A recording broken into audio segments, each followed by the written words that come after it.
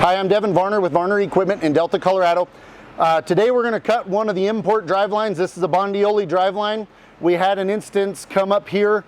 We sold a new tractor and some implements to a customer, and we're fitting these before we deliver it to him. And lo and behold, we do have to cut a driveline. This is something that you see quite often. These drivelines are made to fit multiple units. And so we're going to show you how to cut this down, fit it to the tractor, and make it actually work. It's not that you have the wrong driveline, it just needs cut down to fit it. Very common thing that you see. So we're gonna show you how to measure it, how to put it on the tractor, how to cut it, how to make everything work on there, so you could do that yourself if you had a question on how to do it.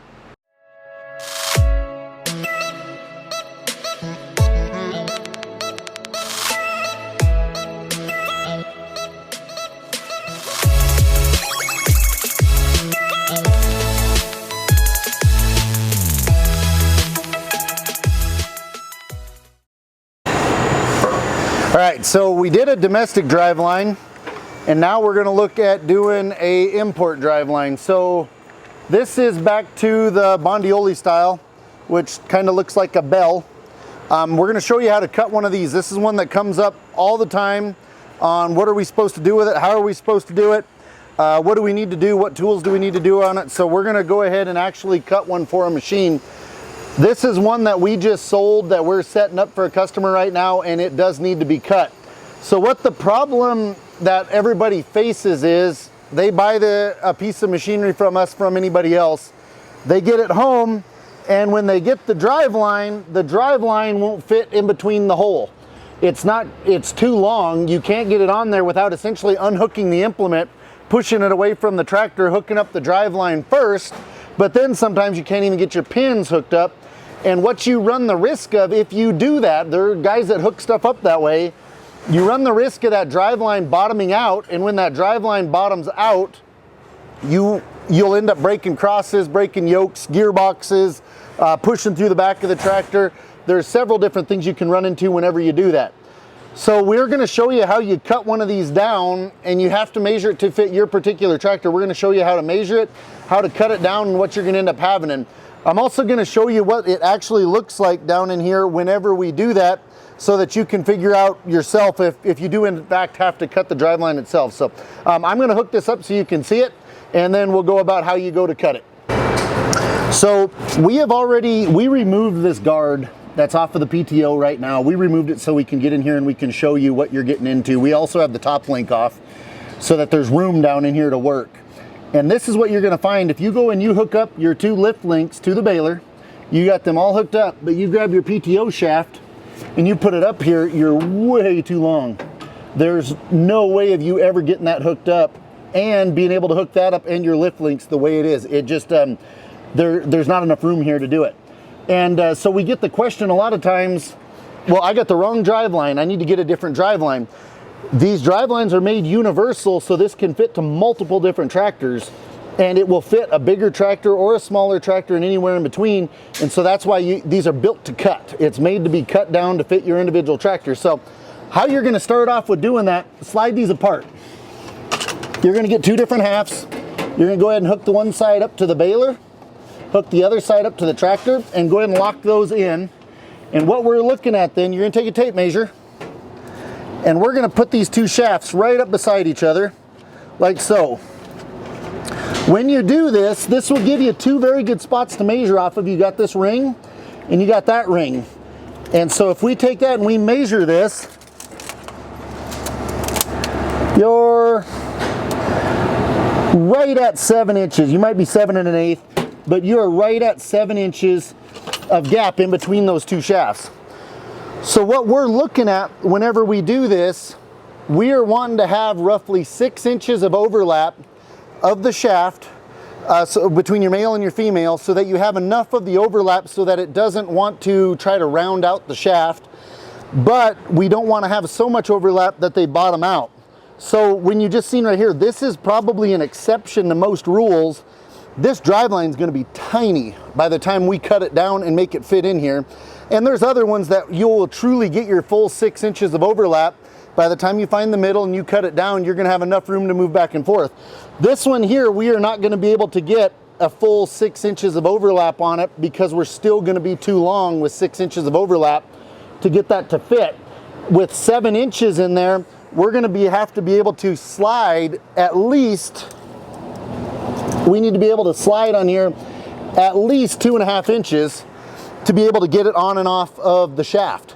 So we're needing at least 2.5 inches of motion in it, and if we were to cut this off so that we were with 6 inches of overlap in there with a 7-inch center to center on it, we would only have roughly an inch of overlap. So we're going to actually cut this drive line shorter than normal. But I'm going to go get a little table set up, and we're going to mark this all out, and we're going to show you where you would normally cut it to get 6 inches and where we're going to cut this one in order to get this one to fit this particular tractor. So this one here, we hooked up to another piece that this same customer is going to get, and we just showed you the one that needs cut considerably in order to make it work. We hooked up to another piece to get this one ready to go before we deliver it, and wouldn't you know, this one is plenty fine. You got plenty of movement. It will hook right up to the tractor the way it is. So on this particular attachment, we don't have to cut this one at all. So that kind of goes to show you on there, it's not an exact science as far as which ones need cut, which tractors need it cut, which implement needs it cut. It varies so much on it. It's actually on a case-by-case basis. So on this particular attachment, we're not going to do anything with that drive line, but we are going to cut that shorter one, and we're going to cut it up, and we'll show you how to do that. All right, so this is the drive line that we had just hooked to that tractor and to that little baler. We had came to the conclusion that from this flange to this little flange that we had 7 inches on it. So I just kind of laid these out on here so you could see where it's going to be sitting at 7 inches. You could see that this piece would be bottomed out by about 1.5 to 2 inches on each side, just hooked up, let alone trying to get it unhooked or hooked up. So what we're going to do that, we need to know when this is hooked where your center line is going to be on the drive line. So your center line is essentially from here to here, cut in half. So if we're 7 inches, we're needing to be 3.5 inches off this flange, gives us our center line. Same off of this. If you were doing the drive line and this gap was 10 inches, you'd be looking for 5 inches. If it's 20 inches, you're looking for 10 inches. You need to find that center line and go ahead and mark both of these two shafts and mark them with center. So I just took a Sharpie and I marked both of these at 3.5 inches here. Then I put some different marks on here just to kind of show, we're going to cut this off, but I put some marks on here just so you could kind of get the idea. Normally, we're looking for 6 inches of overlap when the machine is up and running. So 6 inches of overlap would be 3 inches off of each side of your center line. So if you're on this particular drive line that's this direction, you're 3 inches off the center, you'd make a mark. And on this one, 3 inches off the center would give you 6 inches of the shafts slid together whenever it's hooked together on there. Now, for this exact application, this is what we went into. We need at least 2.5 inches of movement on this yoke in order to get this thing unhooked and hooked back up. So we're going to back down our overlap from what you would call an ideal situation to what works, and basically the maximum that we're allowed. The max you would be allowed on this would be right at 4.25 inches. At 4.25 inches of overlap, so we're 2 1/8 off of each side of our line, that would get us to where we're just barely there, and we might even have trouble getting that hooked up. So we're actually going to back her down to 4 inches, which is 2 inches off center on both sides. We're going to go from this center line 2 inches and this center line 2 inches. And now we're going to cut this off. That's going to end up giving us 4 inches, which is plenty to run that implement, but like I said, you're normally looking for 6 inches. Once we cut this off, you can see how the actual steel part of the drive line protrudes from the plastic 3/4 inch here or so. We're not going to cut it quite that far. We're going to cut it 1/8 inch to 1/2 inch, somewhere in that vicinity. But what you're wanting to have with that, if you just cut this off flush, these got to slide together, plus your plastic's got to slide together. And if you don't give you that little bit of a buffer, you can't line up the steel and the plastic all at one time. It's a real fight. So after we cut this off at our 4 inches, we're going to cut the whole thing off at 4, and then we're going to go ahead and back the plastics off another 3/8 of an inch on each side. We're going to cut that little ring of plastic off so that we don't have to fight with that. So I'm going to get this set up in a vise. You can cut this multiple different ways. If you got a stationary metal bandsaw, you can cut it off. I've had guys cut it in a chop saw. You can cut it with a hacksaw. You can cut it with a die grinder. We just use a little portable bandsaw. Cuts it off real well. The plastics cut better for me with just a little die grinder. So after we cut this off, I'll get a die grinder and we'll whip them off, and then we'll clean it all up. And then we'll put it back on that baler and we'll hook the tractor back up to it so you can see it on there. All right, so we're gonna cut this one off, and we're just gonna, like I said, you're gonna try to cut it as straight as you can. Sometimes that's a little harder or easier said than done, but we're gonna cut that off, like I said, right at 4 inches.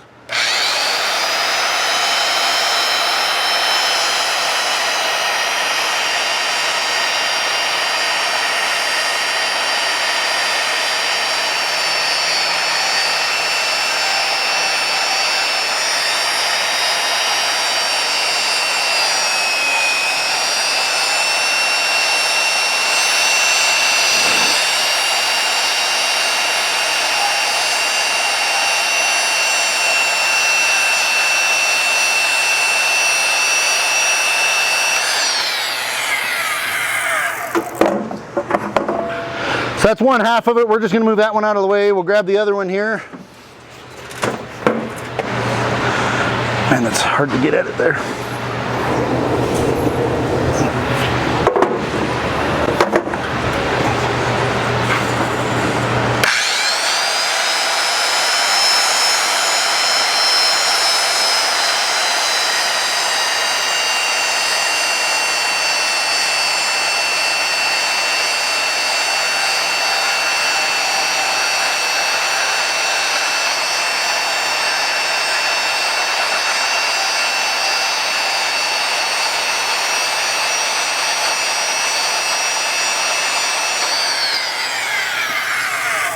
So that'll cut her off where we need it.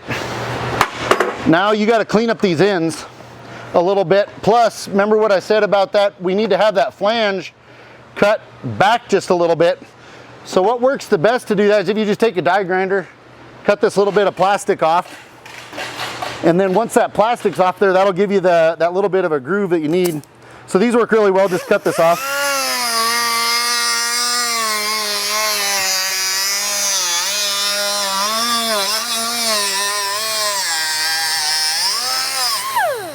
So that'll cut that little ring of plastic off there that you needed. But then while you're here, you need to clean up these ends here. This is got to slide over that. So just get a nice burr on your die grinder.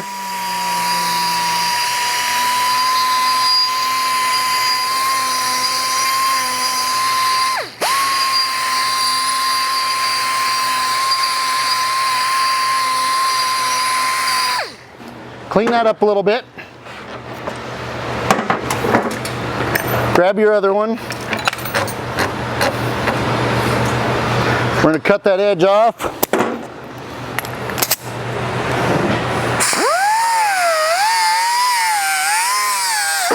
Oops. Them are kind of hard to hold on to with that plastic on there, but it usually can be done pretty easily.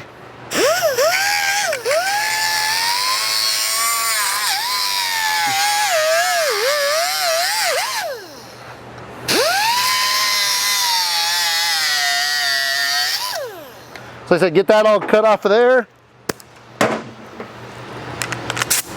Switch back around. This one's going to slide inside that one, so you need the inner profile of this one.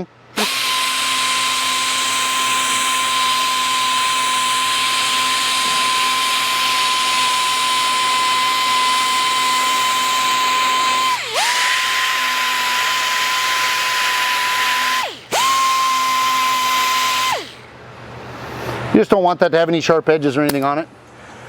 Once you get that done, I'm gonna get a blower and I'm gonna clean that up just a little bit so we can get rid of this plastic.